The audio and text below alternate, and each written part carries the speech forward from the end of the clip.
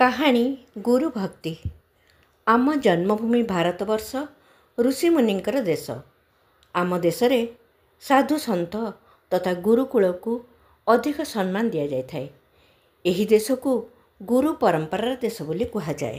ଦ୍ୱାପର ଯୁଗରେ ଗୁରୁ ଦ୍ରୋଣାଚାର୍ଯ୍ୟଙ୍କର କୌରବ 100 ଭାଇ ଏବଂ ପାଣ୍ଡବ 5 ଭାଇ ଶିଷ୍ୟ ଥିଲେ। ସେମାନଙ୍କ ମଧ୍ୟରେ ତୃତୀୟ ପାଣ୍ଡବ ଅର୍ଜୁନ ସର୍ବଶ୍ରେଷ୍ଠ ଧନୁର୍ଦ୍ଧାରୀ ଥିଲେ।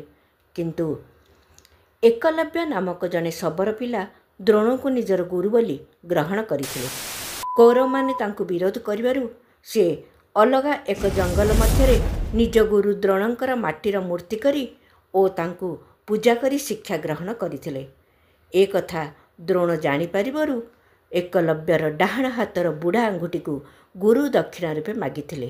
ଏକଲବ୍ୟ ହସି ହସି ନିଜର ବୁଢ଼ା ଆଙ୍ଗୁଠି କାଟିଦେଇ ନିଜର ଅସୀମ ଗୁରୁ ଭକ୍ତିର ପରିଚୟ ଦେଇଥିଲେ।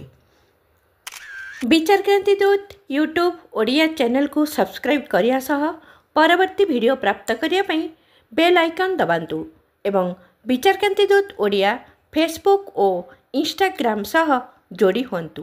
ଧନ୍ୟବାଦ।